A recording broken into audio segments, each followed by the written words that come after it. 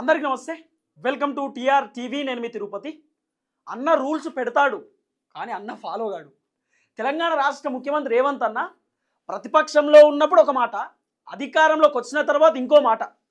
మొన్న రేవంత్ అన్న మాట్లాడుతూ ఒక చిన్న మీటింగ్లో ఏమన్నాడంటే, ట్రాఫిక్ చలాన్లు ఆటోమేటిక్ కట్ అయిపోవాలి, నెంబర్ ప్లేట్లకు వచ్చినప్పుడే, నెంబర్ ప్లేట్ అలాట్ చేస్తున్నప్పుడే బ్యాంక్ అకౌంట్ లింకు చేయాలి, సిగ్నల్ జంప్ చేసిన, డ్రంక్ అండ్ డ్రైవ్లో దొరికిన, లేకపోతే ఇంకా ట్రాఫిక్ చలాన్లకు సంబంధించినటువంటి విషయంలో మీరేం ట్రాఫిక్ చలాన్లకు ఏమంటారు, ఏదో పెడతారు కదా, అవి ఏమంటారు, ఏంది అది పెడతారు కదా, ట్రాఫిక్ చలాన్లకు తక్కువ కట్టమని చెప్పి ఏం పెడతారు, అది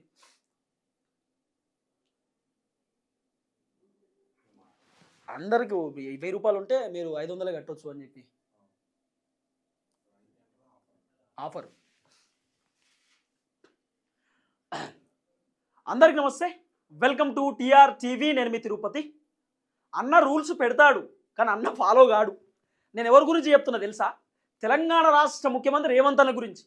అన్న ప్రతిపక్షంలో ఉన్నప్పుడు ఒక మాట, అన్న అధికారంలోకి వచ్చిన తర్వాత ఇంకో మాట. అన్న ప్రతిపక్షంలో ఉన్నప్పుడు ఏం మాట్లాడిండో ఒక వీడియో చూపిస్తా, అన్న అధికారంలోకి వచ్చిన తర్వాత ఏం మాట్లాడిండో కూడా వీడియో చూపిస్తా. ఈ వీడియో చూసిన తర్వాత మనం పూర్తి స్థాయిలో మాట్లాడుకునేటటువంటి కార్యక్రమం చేద్దాం. కొంత ఓపికతో ఈ వీడియో చూస్తే మీకు మొత్తం కథ అర్థమవుతుంది.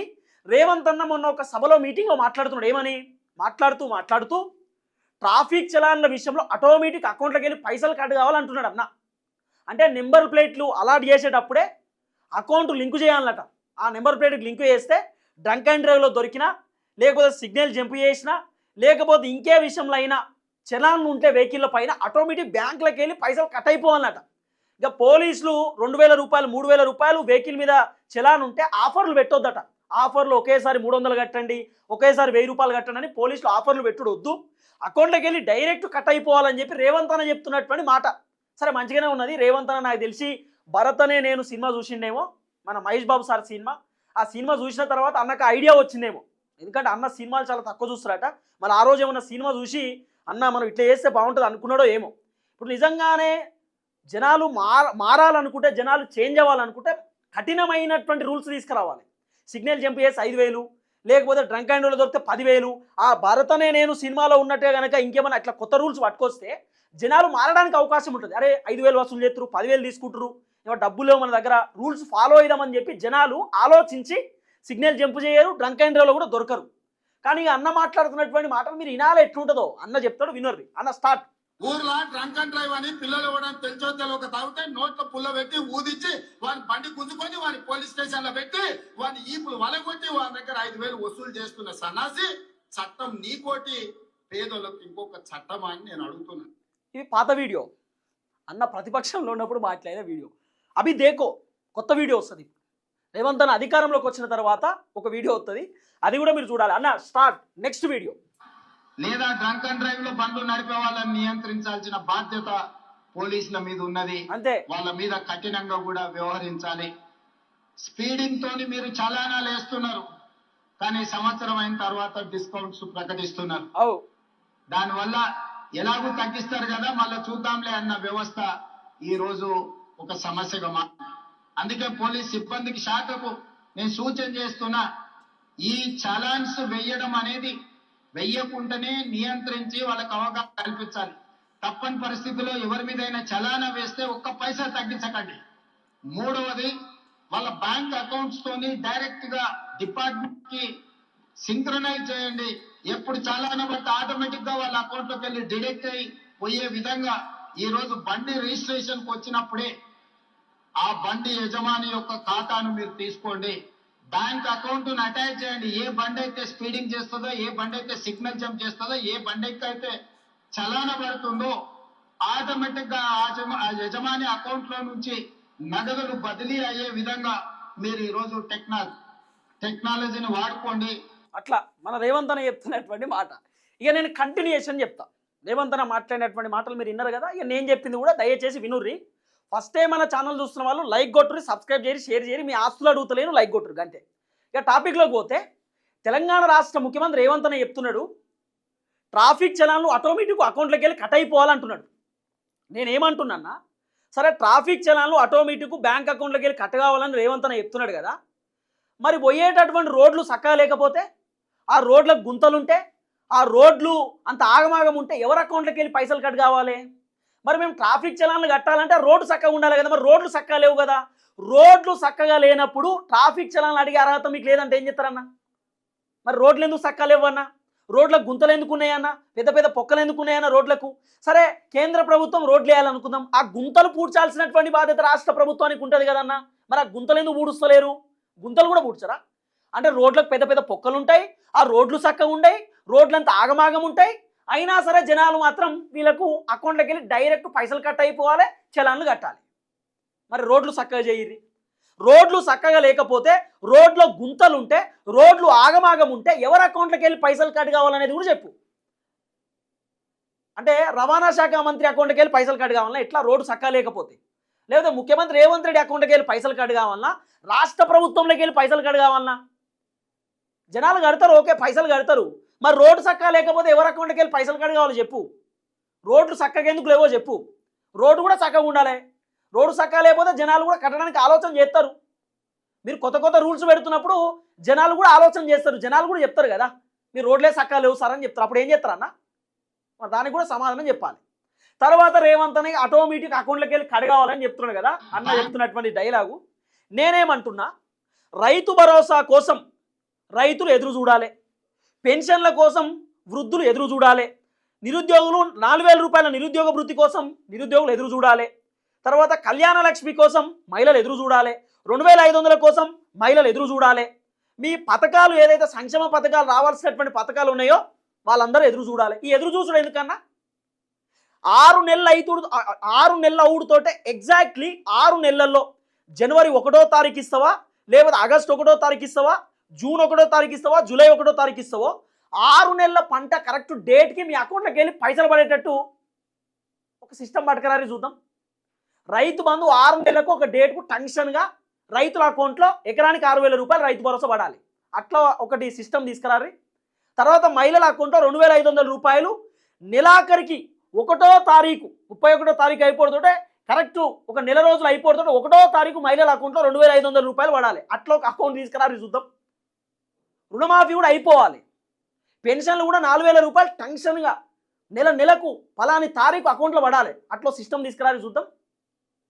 మీరేమో రైతు భరోసా ఎప్పుడు ఇస్తారు, ఏ రోజు ఇస్తారు, ఏ నెల ఇస్తారు అని చెప్పి రైతులు ఎదురు చూడాలి. 2500 రూపాయలు ఎప్పుడు ఇస్తారు అని చెప్పి మహిళలు ఎదురు చూడాలి. అంటే జనాలేమో మీరు ఇచ్చేటటువంటి పథకాలు గవర్నమెంట్ నుండి రావాల్సినటువంటి బెనిఫిట్స్ కోసం జనాలు ఎదురు చూడాలి. మీరు మాత్రం ట్రాఫిక్ చలాన్లు ఆటోమేటిక్ అకౌంట్లోకి వెళ్ళి కట్ కావాలి. మరి అట్లాంటి ఒక పని చేయరు అన్న. గవర్నమెంట్ ఈ స్కూల్ మంచిగా లేవు, గవర్నమెంట్ స్కూల్లో ఫుడ్ పాయిజన్లు అవుతున్నాయి, గవర్నమెంట్ స్కూళ్ళు మొత్తం పెచ్చలుడి మీద పడుతున్నాయి, గవర్నమెంట్ స్కూల్ ఆగమాగా ఉన్నాయి, బిల్డింగ్లు కూడా చక్కగా లేవు. మరి ఆ బిల్డింగ్లు చక్కగా లేనప్పుడు ఎవరి అకౌంట్లోకి వెళ్ళి పైసలు కట్ కావాలి? ఆ బిల్డింగ్కి ఒక అకౌంట్ పెట్టురు, ఆ స్కూల్కి ఒక అకౌంట్ పెట్టుర్రి. ఆ స్కూల్ మంచిగా లేదు, ఫుడ్ పాయిజన్ అయింది, ఆటోమేటిక్ మంత్రి అకౌంట్లోకి వెళ్ళి పైసలు ఆ స్కూల్కి పడాలి. ఆ స్కూల్ అప్పుడు వాళ్ళు కన్స్ట్రక్షన్ చేయించుకుంటారు. అట్లా ఒక అకౌంట్ పెట్టుర్రి. లేకపోతే ఒక హాస్పిటల్లో ఎక్స్రే మిషన్ లేదు, లేకపోతే స్కానింగ్ మిషన్ లేదు, హాస్పిటల్లో బెడ్లు లేవు, హాస్పిటల్లో వసతులు మంచిగా లేవు, ఆ హాస్పిటల్లో అన్నీ కావాలంటే మంత్రి అకౌంట్లోకి వెళ్ళి ప్రభుత్వం అకౌంట్లోకి వెళ్ళి ఇమీడియట్లీ ఆ హాస్పిటల్కి 1 కోట్లో 2 కోట్ల రూపాయలు అకౌంట్లో ట్రాన్స్ఫర్ కావాలి. అట్లా ఒకటి తీసుకురాలి సిస్టమ్ చూద్దాం. మరి ఇవెందుకో దేవు చలాన్లు తక్కువ కట్ కావాలట అన్న చెప్తున్నాడు. ఇప్పుడు డ్రంక్ అండ్ డ్రైవ్ అంటున్నాడు కదా, 12 గంటల దాకా వైన్ షాప్ పెట్టమని ఎవరన్నా అడిగిర్రా అన్న? తెలంగాణ ప్రజలు ఏమన్నా రేవంత్ అన్న 31వ తారీఖు డిసెంబర్ 31 12 గంటల దాకా మాకు వైన్ షాప్ కావాలని చెప్పి ధర్నా చేశారు. ఎవరన్నా? మీరే పెట్టిరు కదా. వైన్ షాపులు డ్రాలల్లో కొన్ని వందల వైన్ షాపులు కొత్త ఇచ్చారు కదా, ఏడబడతాడ వైన్ షాపులు పెట్టిరు కదా. స్కూల్ పక్కన వైన్ షాపు, కాలేజ్ పక్కన వైన్ షాపు, హాస్పిటల్ పక్కన వైన్ షాపు, ఫంక్షన్ హాల్ల పక్కన వైన్ షాపులు, ఏడబడతాడ వైన్ షాపులు పెట్టినావు కదా. ఇప్పుడు పెట్టడని ఎవరైనా చెప్పిండా? వైన్ షాపులు పెట్టాల్సిందే అని చెప్పి ఎవరైనా రిక్వెస్ట్ చేసిందా? మీరే పెట్టిరు కదా. వైన్ షాపులు మాకు కావాలి, ఇంకో 100 వైన్ షాపులు ఎక్స్ట్రా పెట్టురు అని చెప్పి జనాలు ఏమన్నా రిక్వెస్ట్ చేసిరా, ధర్నాలు చేసిరా? మీరే పెడితిరి. వైన్ షాపులు ఏమో 12 గంటల దాకా ఓపెన్ చేస్తారు, వైన్ షాప్ ఓపెన్ చేస్తారు, వైన్ షాప్ పక్కనే 1 కిలోమీటర్ అవుతానే డ్రంక్ అండ్ డ్రైవ్ పెడతారు. తాగమని మీరే చెప్తారు, పట్టుకున్నాడు మీరే పట్టుకుంటారు. మల్లన్న చెప్పిండు, మొన్న తీన్మార్ మల్లన్న చెప్పిండు, వైన్ షాప్ ముంగైతే పోలీసు వాళ్ళు ఒక వెహికల్ పెట్టుకుంటే తాగినోడు తాగినట్టు వచ్చి కార్లో కూర్చుంటారు, పోయి ఇంటికాడ దించినారు అని చెప్పిండు మల్లన్న మొన్న. అది బాగా వైరల్ అవుతుంది సోషల్ మీడియాలో. చలానట టకాటక కట్టాలన్నట, టకాటక కట్టనీకి రెడీ ఉంటారు. మీరు మీరు చేసిన ఆలోచన గొప్పగా ఉన్నదేమో, మీకు మంచిగా అనిపిస్తుందేమో, మరి జనాలకు కూడా ఈ ఆలోచన ఉంటుంది. మేము ఎందుకు వెయిట్ చేయాలి రైతు బంధు కోసం?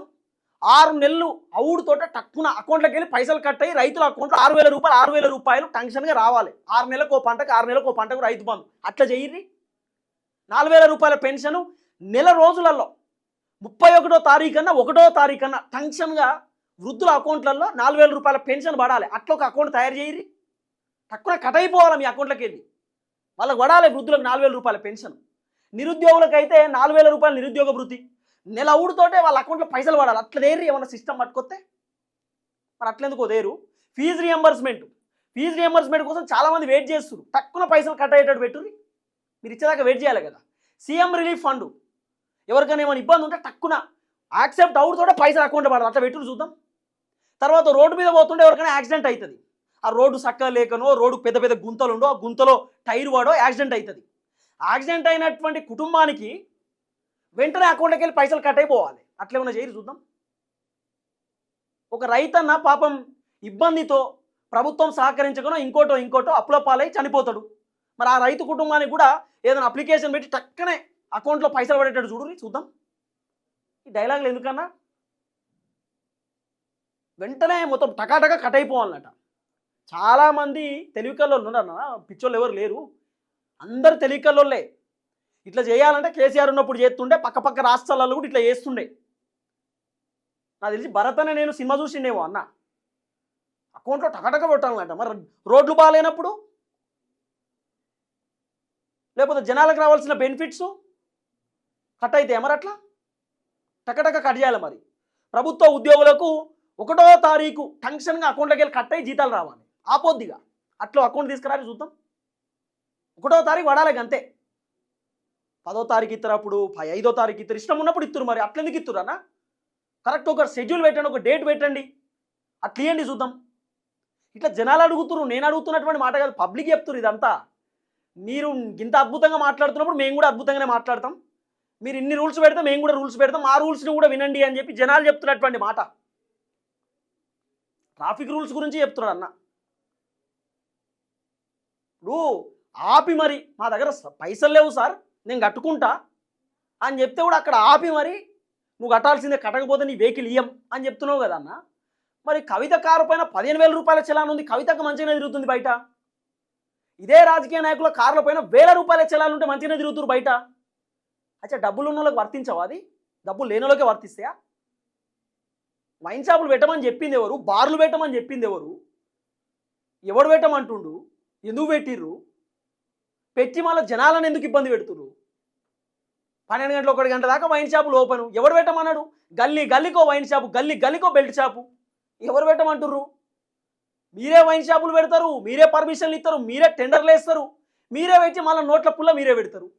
మళ్ళీ పైసలు కట్టాలి, అక్కడనే కట్టాలి పైసలు. మళ్ళీ బండి గుంజుకుంటారు. బండి గుంజుకొని నువ్వు ఆడికి పోవాలి, ఈడికి పోవాలి, రేపు పొద్దుగాల నువ్వు రావాలి, నీకు ఏదో చెప్పేది ఉంటుంది చెప్తారు కదా. పొద్దుగాల పోతే కూసబెట్టి చెప్తారు తాగొద్దు ఇవన్నీ ఉండాలంటే. మరి వైన్ షాపులు ఓపెన్ చేసినప్పుడు తాగకపోతే చేస్తారు. అలా బాధ ఉన్నోడు తాగుతాడు, సంతోషం వచ్చినా తాగుతారు, ఏదో తాగుతారు.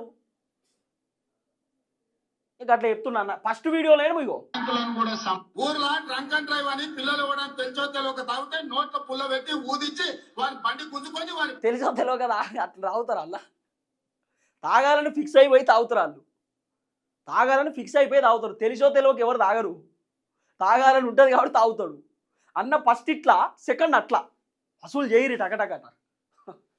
జనాలకు తెలియదు అన్న ఏం చేయాలి. చూద్దాం ఏం జరగబోతుందో. ఇగో ఇట్లుంది కథ. అందరికీ నమస్తే, థ్యాంక్ యూ సో మచ్. జై తెలంగాణ.